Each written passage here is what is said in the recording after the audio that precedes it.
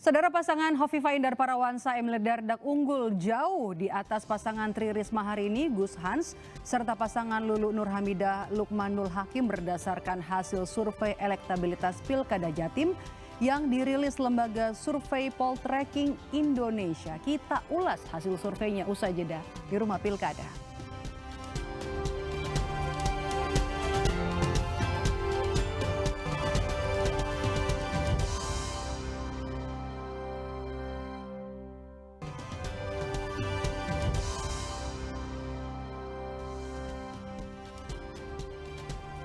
Masih bersama saya Maidop Elfrina di Rumah Pilkada. Saudara, lembaga survei Poltreking Indonesia merilis hasil survei Pilkada Jawa Timur. Hasilnya pasangan Hovifah Indar Parawansa Emil Dardak unggul jauh di atas pasangan Tri Risma hari ini Gus Hans dan juga pasangan Lulu Nur Hamidah Lukmanul Hakim. Direktur Eksekutif Poltreking Indonesia Hanta Yuda menyebut elektabilitas Hovifah Emil sudah hampir mendekati batas elektoral psikologi petahana, yakni 60%. Dengan demikian, Hanta menyebut dua paslon lainnya akan kesulitan untuk mengejar. Hanta juga menyampaikan ada korelasi antara pemilih pada Pilpres 2024 di Jawa Timur dengan calon pemilih Hovifah Emil pada Pilkada Jatim 2024 mendatang. Hanta menyebut pemilih Prabowo Gibran dan Anies Muhaimin cenderung untuk memilih pasangan Hovifah Emil. Kalau kita perhatikan temuannya bahwa pemilih Prabowo Gibran, pemenang di Jawa Timur, itu mayoritas ke Hovifah Emil. Dan partainya juga sama. Partainya Prabowo Gibran itu mendukung Hovifah Emil pada Pilkada 2024 di Jawa Timur. Dan pemilihnya juga simetris, lebih cenderung memilih pemilih Prabowo Gibran lebih banyak cenderung memilih Hovifah Emil. Nah, pemilih Anies Baswedan Mohaimin Iskandar terbelah, lebih unggul sedikit ke Hovifah Emil, kemudian cukup tinggi disusul oleh Trisma Harini dan Zarul Azhar Asumta 55 dan 44%. Berdasarkan hasil survei Poltreking Indonesia, pasangan Hovifah Emil unggul dengan perolehan 57,3% suara responden. Sedangkan untuk pasangan Tri Risma hari ini Gus Hans di angka 22,7% dan juga pasangan Lulu Nur Hamidah Lukmanul Hakim hanya 2,2%. Survei ini saudara dilakukan pada 4 hingga 10 September 2024. Lembaga survei Poltreking Indonesia merilis hasil survei Pilkada Jawa Timur. Berdasarkan hasil survei dari Poltreking Indonesia, pasangan Hovifah Emil ini unggul dengan perolehan 57,3%, sedangkan pasangan Tri Risma hari ini Gus Hans meraih 22,7% dan juga pasangan Lulu Nur Hamidah Lukmanul Hakim 2,2%. Apa kemudian yang menjadi pertimbangan dari responden yang mengikuti survei kali ini? Kita bahas bersama dengan Direktur Eksekutif Poltreking Indonesia, ada Hanta Yuda. Halo, selamat sore Mas Hanta. Halo, selamat sore Pak Dok. Mas Hanta, dari hasil survei yang terbaru dari Poltreking Indonesia, apa yang kemudian jadi pertimbangan responden untuk yang lebih dominan memilih pasangan Hovifah Emil? Ya, tentu ada beberapa faktor, Maidop. Satu, karena faktor incumbency, beliau berdua itu, Hovifah dan Emil adalah incumbent petahana, tentu memiliki keutamaan dari sisi popularitas. Nah, sehingga mereka lebih dikenal dan elektabilitasnya membuat tinggi. Tentu kekuatan personalitas dan sebagainya, rekam jejak dan sebagainya. Itu nyambung dengan karakter pemilih Jawa Timur yang sebagian besar lebih dari 50% adalah pemilih rasional. Nah, itu faktor pertama. Yang kedua, ada faktor approval rating, tingkat kepuasan kepada pasangan kepada Hovifah Emil yang sama-sama melanjutkan di periode keduanya itu cukup tinggi, yaitu 87%. Bukan cukup tinggi, sangat tinggi dibandingkan dengan daerah-daerah lain. Sehingga ini menjadi modal yang sangat strategis bagi Hovifah Emil. Dan kalau kita lihat masih ada margin itu. Tingkat elektabilitasnya 57,3%, sementara approval ratingnya lebih dari 87%. Artinya ada sekitar 20-an persen sampai 30% lebih ya yang mengapresiasi positif kinerja Hovifah Emil, tetapi juga belum memilih. Itu ada potensi. Nah, faktor itulah yang saya kira membuat tingginya elektabilitas dari Hovifah Emil, karena dianggap kinerjanya baik, kemudian juga kalau kita bedah hasil survei kita memiliki kekuatan personalitas yang juga positif dalam benak atau persepsi publik. Nah, itu terkonfirmasi kalau kita bedah datanya secara basis geografis itu Kofifa Emil tidak hanya unggul secara umum, tapi kalau kita bedah unggul di wilayah geografis, misalnya kita bicara aglomerasi Jawa Timur, subkulturnya semuanya unggul di Arek, Mataraman, Tapal Kuda, Pantura dan Madura. Di Arek ada Surabaya memang tidak terlalu jauh selisihnya dengan Bu Risma karena Bu Risma punya basis yang kuat juga di Surabaya. Kemudian di basis demografi semua kelompok umur Kofifa unggul. Di semua dua suku terkuat di Jawa Timur tertinggi yaitu Jawa dan Madura juga unggul. Sedikit lagi yang ketiga adalah basis NU. Ini menarik untuk Jawa Timur. Itu mayoritas. Karena terpecah. 80%. Masih mayoritas. Ya, 80% pemilih di Jawa Timur itu merasa terasosiasi dengan Jawa Timur, itu sebagian besar Kofifa. Pemilih partai juga itu simetris. Pemilih partai Kim Plus itu semuanya ke Kofifa yang mendukung. Hanya PD Perjuangan yang ke Risma, lalu PKB yang dukung Bu Lulu justru ke Kofifa mengalami split ticket voting. Dan faktor yang kelima, kalau kita lihat pemilih tadi di prolog Kompas menyampaikan juga data poll tracking bahwa pemilih Pilpres, pemilih Prabowo Gibran itu mayoritas ke Oke. Sebelum kita ke sana Mas Hanta, maaf saya potong, kalau kita lihat kan tadi 57,3% ya untuk pasangan Hovifa Emil, tapi ini juga angkanya tidak lumayan lah kita katakan untuk pasangan Risma dan juga Gus Hans, 22%. Kalau kita lihat dua pasangan yang ada di bawah ini apakah masih bisa untuk mengejar dalam sisa waktu yang ada? Saya harus mengatakan dengan segala hormat untuk khusus Bu Lulu itu agak sulit karena ketertinggalan sangat jauh ya. 2% ya. Tetapi untuk Bu Risma itu masih ada potensi peluang untuk menyusul karena Bu Risma sama sebenarnya punya modalitas sebagai wali kota Surabaya 2 periode. Menteri Sosial.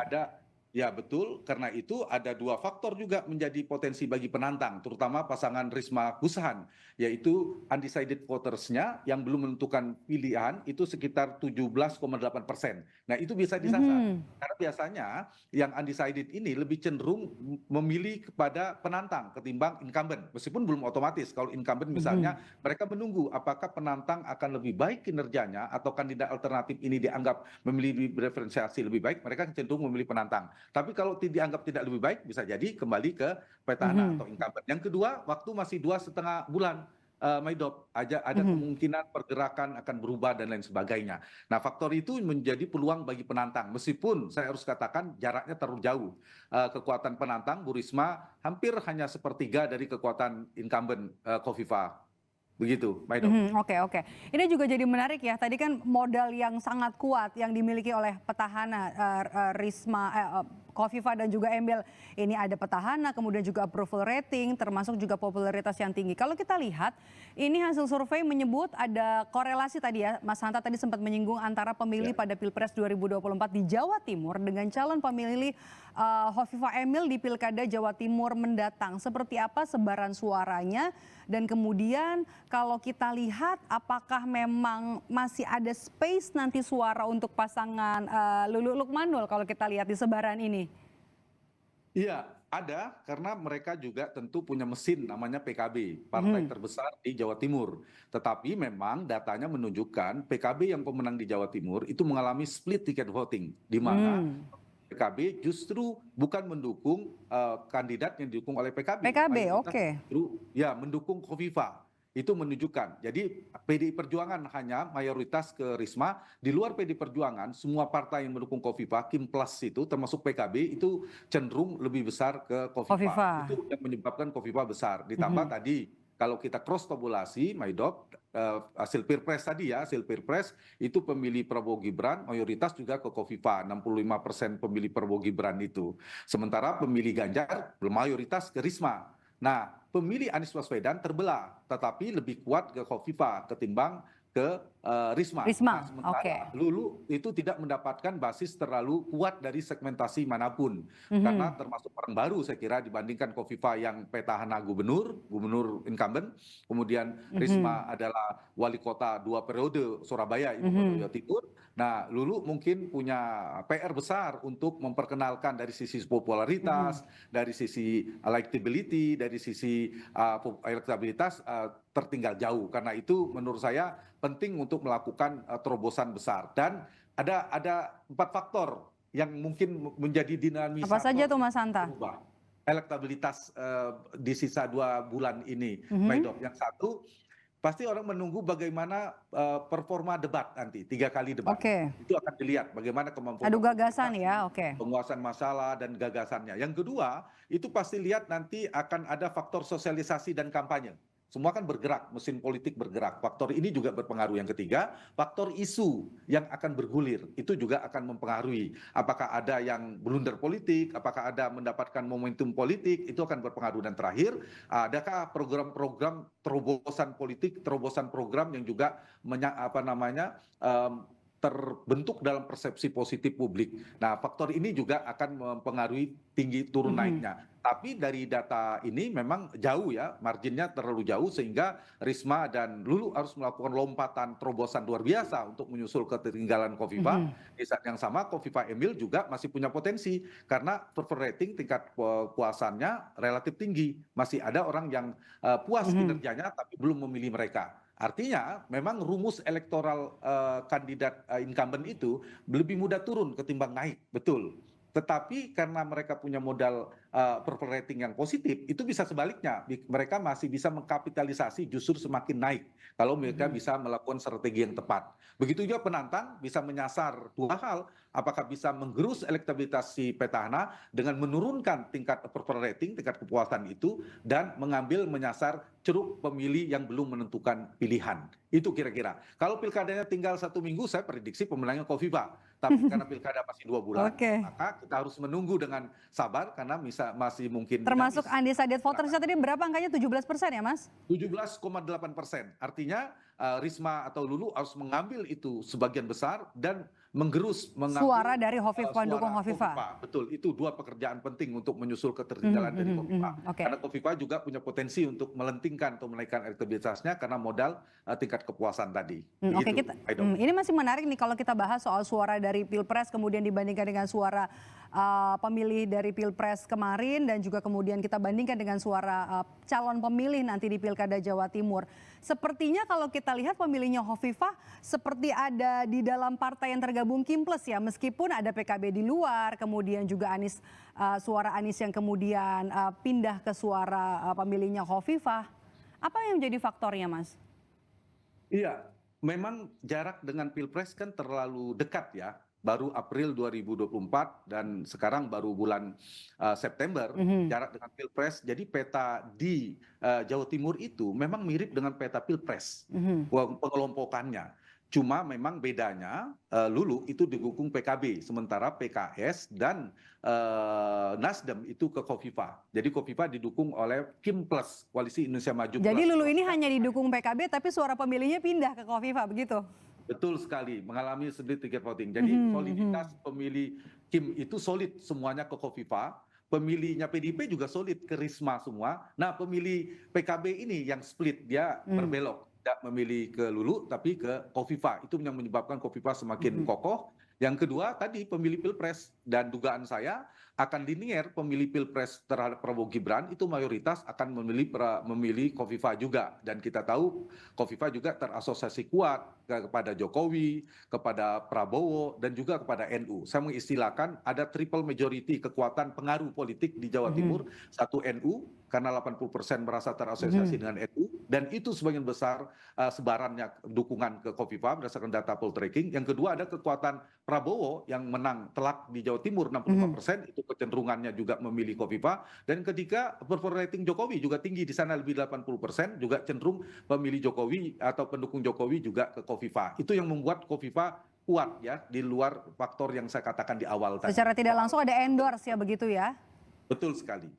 Oke, kalau kita lihat Mas Hanta masih 2 bulan lagi, tapi kan kalau diukur begitu ya, waktu untuk kampanye juga cukup singkat. Tadi Anda bilang ada beberapa hal yang kemudian bisa jadi salah satu faktor penentu nanti untuk merubah angka yang tadi sudah kita bahas, adalah salah satunya adalah adu gagasan dalam debat nanti. Kira-kira apa saja yang harus bisa dipersiapkan oleh dua pasangan yang angkanya masih ada di bawah pasangan Hovifa Emil untuk bisa meningkatkan popularitas, kemudian juga tentunya akan berujung pada elektabilitas nanti di Pilkada serentak Pilkada Jawa Timur 2024. Iya, saya kira ini pertanyaan penting dan sangat berharga buat para penantang. Mereka harus melakukan sosialisasi masif untuk memperkenalkan diri, untuk mempopularitaskan. Rumus politik elektoral itu kan dikenal, disukai, lalu dipilih. Nggak mungkin dipilih kalau tidak disukai. Tidak mungkin disukai kalau tidak dikenal. Jadi mulainya dikenal. Nah, popularitas ini harus dimanfaatkan. Incumbent kan sudah dikenal kuat, terutama Bu Lulu, itu kan belum begitu dikenal. Maka sosialisasi harus masif. Yang kedua, sosialisasi program dan sebagainya yang mereka tawarkan itu tidak bisa biasa, harus terobosan, harus bombastis tanda petik. Karena approval ratingnya Hovifa Emil sangat tinggi ya? Betul. 87%, oke. Ratingnya rendah, itu kabar baik buat penantang. Tapi ini kan kabar kurang baik karena approval ratingnya tinggi.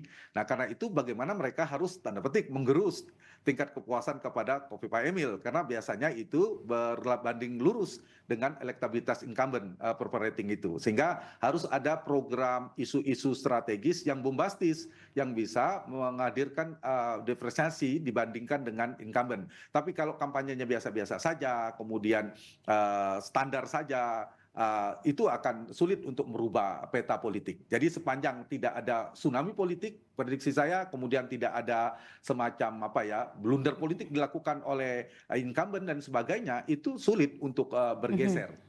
Tetapi ada pergeseran. Apakah pergeseran itu berhasil untuk cross mengambil posisi terbalik atau mengalahkan incumbent? Nah, itu yang agak sulit menurut saya. Bukan tidak mungkin, tapi sulit gitu. Karena faktor tadi, bagaimana performa debat, bagaimana kemampuan komunikasinya, penguasaan masalahnya, gagasan dan sebagainya akan menjadi variabel penting. Bagaimana kemampuan mereka mensosialisasikan mesin politiknya bergerak seperti apa dan lain sebagainya. Program yang ditawarkan apa, isu yang berkembang apa, itu akan menjadi faktor yang mungkin sebagai dinamisator atau yang akan menjadi dinamika bergeraknya kekuatan elektoral di antara tiga ini. Per hari ini datanya demikian. Hovifa sangat unggul, jauh jaraknya, tetapi lagi-lagi saya ulangi, kalau pilkadanya tinggal seminggu, saya memprediksi pemenangnya Hovifa. Tapi karena masih 2 bulan, jangan buru-buru. Masih ada waktu ya. Karena dinamikanya berjalan. Oke, jadi perlu ada isu strategis yang bombastis Jawa Timur kalau memang mau serius maju untuk bisa mengalahkan petahana. Terima kasih atas ulasannya Direktur Eksekutif Poltreking Indonesia sudah bergabung bersama kami Mas Hanta Yuda. Sehat selalu Mas Hanta.